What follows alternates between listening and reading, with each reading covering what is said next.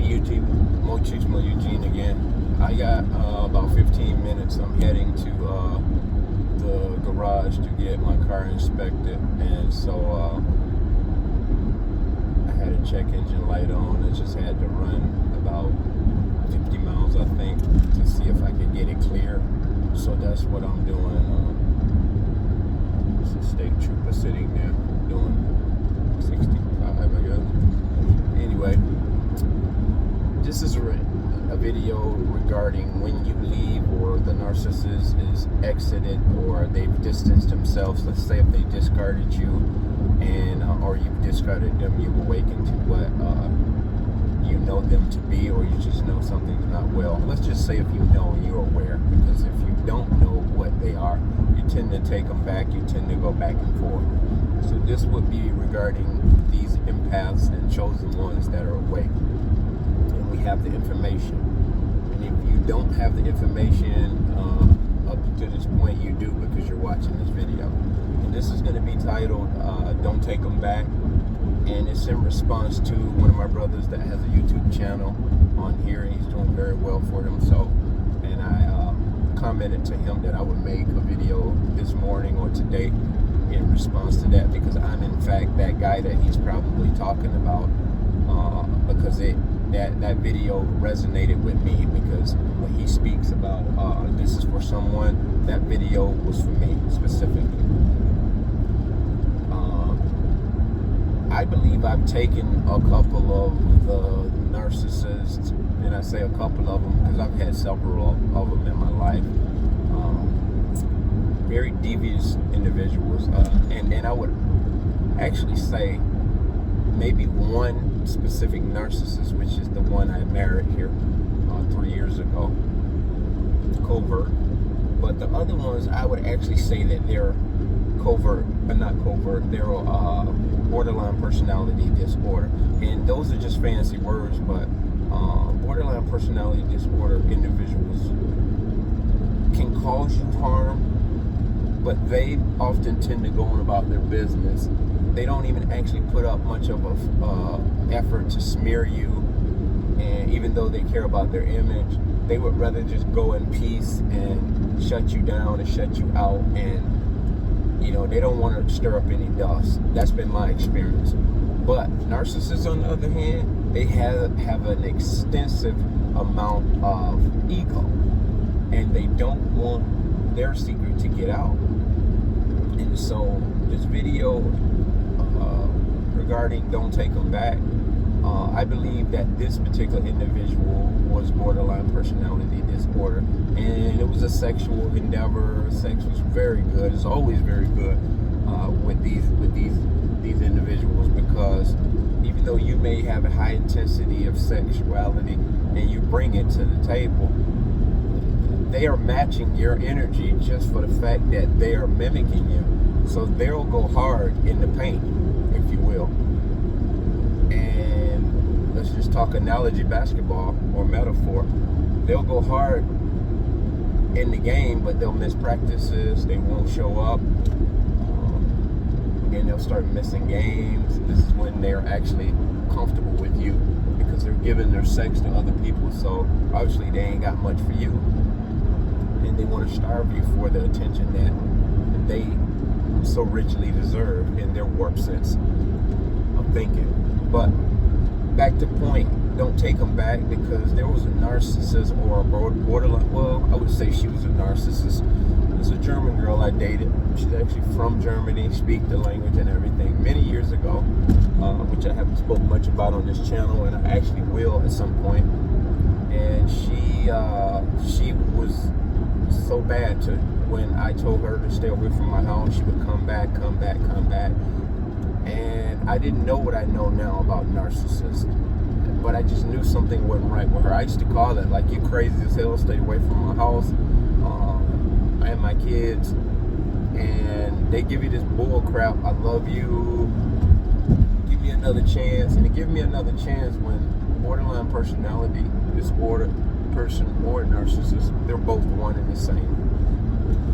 They will want another chance, not like what you think, to try to work on the relationship.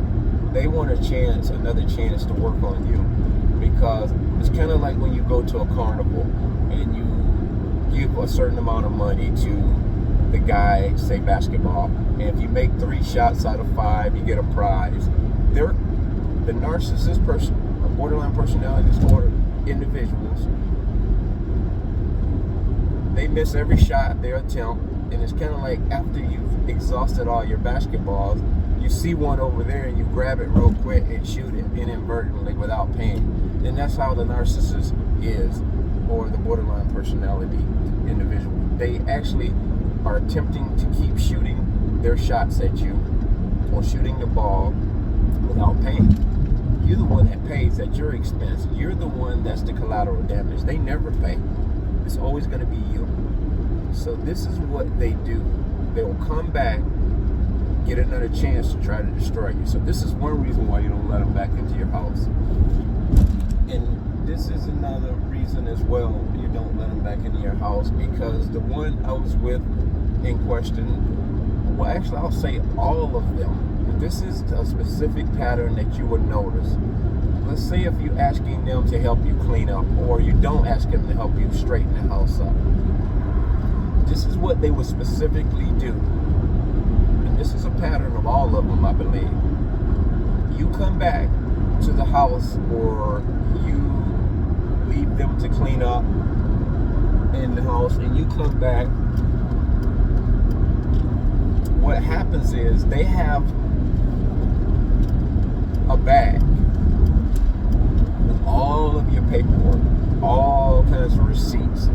They've actually searched around and gotten every single receipt or piece of paper of importance or non-importance. Every document, they put it in a bag.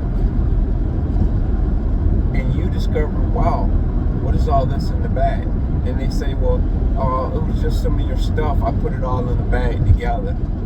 What you don't realize, and me, my intuition was so strong, even before narcissism awareness, I instinctively remember something just didn't feel right about that, because here you are, and they straighten a portion of the house up to some degree, because this is what they're doing. They're ravaging through your stuff, searching and looking at every single piece of paper that they can find. What they're doing is they're trying to get a roadmap or get some kind of idea on what you are and who you are, how you move, your affairs, your personal affairs, your financial affairs, your spending, you name it. They are doing this strategically, systematically, so they can get an idea of how you move. And the sensitive information, obviously, they're retaining that. They're probably even writing down certain account numbers and different things. And you say to yourself, like I did, you say, what are you doing with all this stuff in the bag? It's like, oh, I just thought maybe you needed it. I just put it all in the bag. And I look and turn to her and I say, well, you didn't have to go into all of the paperwork I had and straighten that up. That's not what I consider cleaning the house up. That's something that I myself probably should do. And so indirectly, I was trying to tell them, this is personal stuff. You shouldn't even have dared or had any interest in doing this type of stuff. And this is, again, before I knew about narcissism or narcissism. And so this is what you have to realize when you let them back in your house. If they haven't already scavenged your house for these sensitive, they're probably doing it right along. This last girl I was involved with, I think the biggest plus about her, she only spent a few hours each time she came, because basically we just kind of engaged in intimacy and slept or napped and talked a little bit in my bedroom, and she would go her way, either go to work or go to the next supply, who knows. But working a lot, it worked for that reason, because they were rarely out of my presence.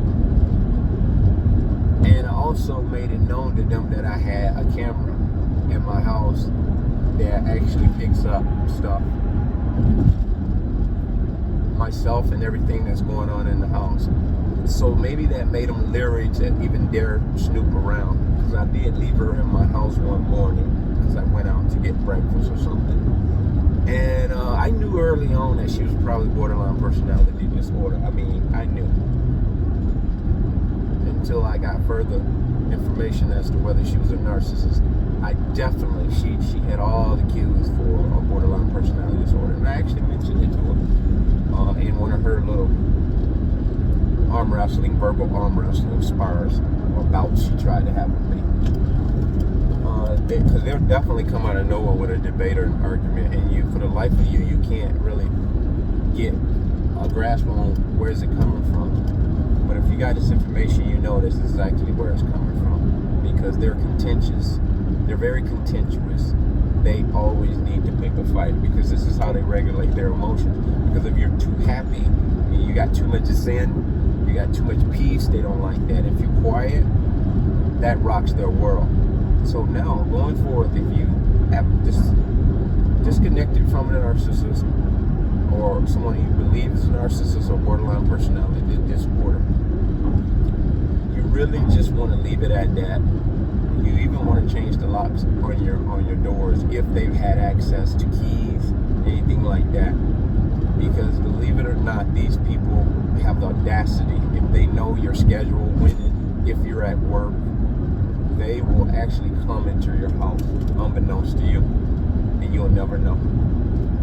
So, in response to the video my buddy made yesterday, I just wanted to say kudos to him. He definitely explained it a lot better than me, but I just wanted to say the experience I had. When they start grabbing receipts and put it in a big bag, you'll know that that's a clear sign that these people have an agenda. They want to gather intel of your life, so they can later use it against you or use it for their gain. With that, blessed.